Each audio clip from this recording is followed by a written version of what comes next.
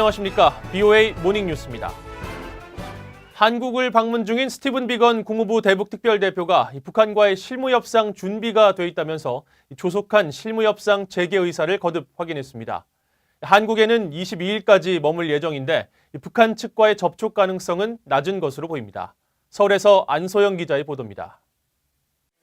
미한 북핵 수석대표 협의를 마친 뒤 스티븐 비건 대북특별대표는 북한 문제 업무에 집중할 것이라고 밝혔습니다. 최근 미국 일부 언론이 보도한 자신의 러시아 대사 내정을 부인한 것입니다. I will not be taking up a diplomatic posting in the Russian Federation, and I will remain focused on making progress on North Korea.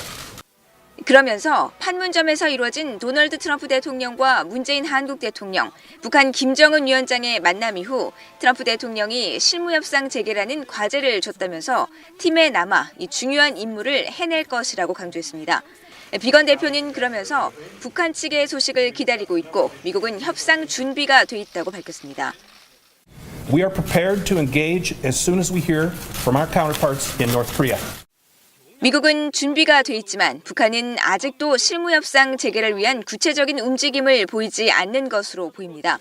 비건 대표는 이번 방한을 계기로 판문점에서 북한 측 관계자와 접촉하느냐는 취재진 질문에도 답을 하지 않았습니다. 이도훈 한국 외교부 한반도 평화교섭 본부장은 비건 대표와의 만남에서 비핵화 대화의 실질적 진전을 위해 미한이 더욱 긴밀하게 협력하고 협의하기로 했다는 원론적인 입장을 밝혔습니다. 비건 대표는 김현철 한국 통일부 장관을 만나서는 지난 6월 판문점 회동을 언급하며 한반도 평화 프로세스 진전을 위한 한국 정부의 노력에 감사한다고 말했습니다. 비건 대표는 방한 마지막 날인 22일에는 김현종 청와대 국가안보실 2차장과 면담합니다. 서울에서 BOA 뉴스 안소영입니다. 중국 베이징에서 만난 한일 외교수장이 강제징용과 수출 규제 등을 둘러싼 한일 양국 갈등을 해결하기 위해 계속 대화하기로 했습니다. 또 한일 군사정보보호협정 연장 시한이 사흘 앞으로 다가온 가운데 미 해병대 사령관은 우방 간 정보 교환이 중요하다고 강조했습니다. 박형주 기자가 보도합니다. 한중일 외교장관 회담에 이어 강경화 한국 외교장관과 고노다로 일본 외무상이 첨예하게 대립하고 있는 양국 문제를 놓고 자리를 마주했습니다. 비공개로 약 35분 동안 진행된 회담에서는 강제징용 판결과 수출 규제 문제 등이 거론됐지만 양측은 서로 기존 입장만 확인한 것으로 전해졌습니다. 다만 문제 해결을 위한 외교적 소통을 계속해 나간다는 데는 합의했습니다. この問題が最大の懸案であるという認識は共有できておりますので、外交当局の間でしっかりと問題が解決できるように 이날 회담에서는 24일이 연장 시한인 한일 정보보호협정 지소미아 문제도 논의된 것으로 알려졌습니다. 고노 외무상은 한국 측에 지소미아가 미한일에 중요하다며 계속 유지돼야 한다는 입장을 밝혔다고 일본 언론이 보도했습니다. 한국 외교부 측은 고노 외무상이 먼저 지소미아 문제를 언급했고 강 장관은 연장 여부를 검토 중이라고만 답했다고 전했습니다. 강 장관은 앞서 열린 한중일 3국 외교장관 회담 후 역사를 직시하는 것이 중요하다고 강조했습니다.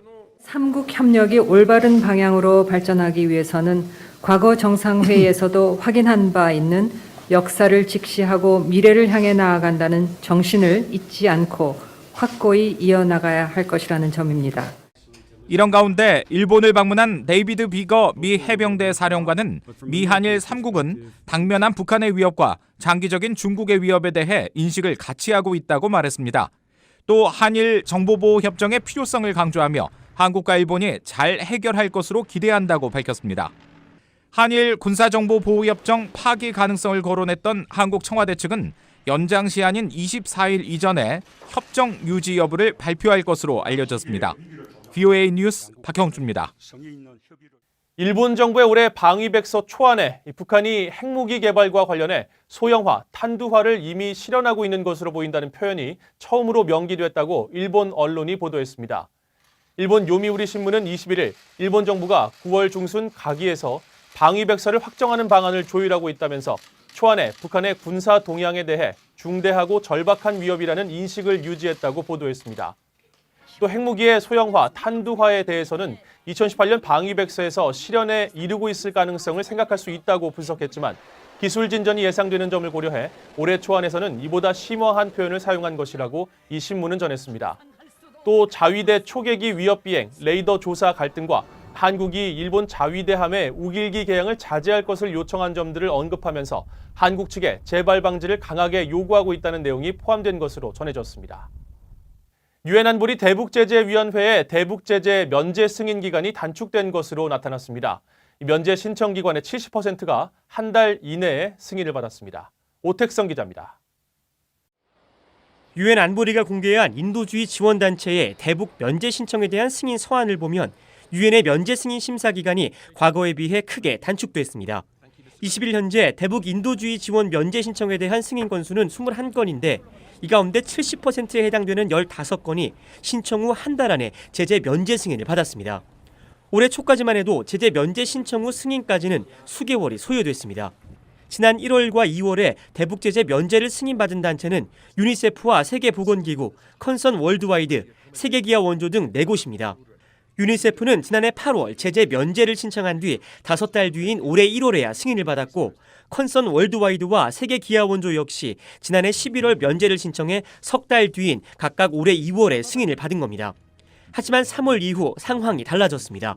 3월에 면제를 신청한 프리미어 어전스와 유엔 인구기금 등 6개 기관은 모두 한 달 안에 승인을 받았습니다. 4월에 제재 면제를 신청한 유니세프와 북한을 사랑하는 성직자들도 2주일이 채 걸리지 않아 승인이 이루어졌습니다. 유니세프의 경우 앞선 신청 때는 5개월이나 걸렸지만 4월 신청은 8일 만에 대북 제재 면제 승인을 받았습니다. 재미 한인 의사협회가 지난 7월 하버드 의대와 존스 홉킨스대 등과 함께 최근 2년간 유엔을 통해 대북 인도주의 지원 내역을 파악한 결과 올해 신청부터 승인까지 소요되는 기간은 평균 15일인 것으로 파악됐습니다. 작년에 2018년 보면은 평균이 한 99날, 99일, 한 석 달, 넉 달, 걸렸다고요, 평균이. 근데 올해부터 갑자기 빨라지더라고요. 한 2주 안에. 일각에서는 유엔의 승인과는 별개로 미국 단체들은 지원 물품의 출처와 재질에 따라 재무부와 상무부의 별도 허가를 받아야 하는 등 여전히 대북 지원에 난관이 많다는 지적이 제기됐습니다. 유니세프는 또 물품 경유 국가들의 추가 승인을 받아야 하고 2017년 이후 제3국 은행 이용이 어려워지면서 안보리 대북제재위원회의 신속한 면제 승인에도 불구하고 물품이 북한에 제때 전달되지 못하고 있다고 밝혔습니다. VOA 뉴스 오택성입니다. 북한 외무성 대표단이 러시아 블라디보스토크를 방문해 연해주 당국자들과 인도적 교류와 관광 활성화 등을 논의한 것으로 알려졌습니다. 연해주 정부는 21일 러시아 극동연해주 베라셜비나 부지사와 북한 외무성 강성호 제1유럽국장이 만나 인도적 유대관계 확대와 관광, 문화, 스포츠 분야에서 양국 간 협력의 틀을 넓혀나가는 문제를 심도 깊게 논의했다고 밝혔습니다. 대북 제재로 북한의 수출이 급감하면서 80%를 상회하던 대중국 수출 의존도가 크게 낮아진 것으로 나타났습니다. 국제무역센터의 수출입 현황 자료에 따르면 북한의 지난해 대중국 수출액은 2억 1,300만 달러로 전체 수출액 3억 2,600만 달러에서 65%를 차지해 2017년 88%에 비해 20%포인트 이상 급감했습니다. 반면 북한의 대중국 수입 의존도는 계속 높아지는 것으로 나타났습니다. 지난해 북한의 전체 수입액 23억 달러 가운데 대중국 수입 물품 총액은 22억 달러로 전체 95%를 차지해 역대 가장 높은 수치를 기록했습니다.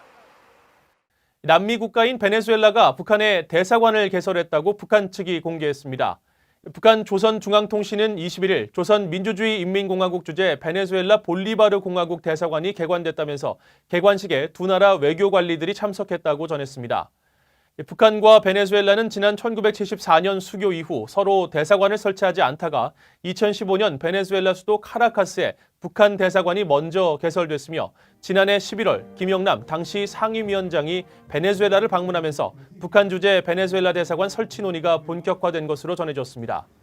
심한 경제 위기를 겪고 있는 베네수엘라는 지난 1월부터 서방 국가들의 지지를 받고 있는 후안 과이도 국회의장을 중심으로 반정부 시위가 이어졌고 북한은 사회주의를 표방하고 있는 니콜라스 마두로 현 대통령에 대한 지지 입장을 밝혀왔습니다.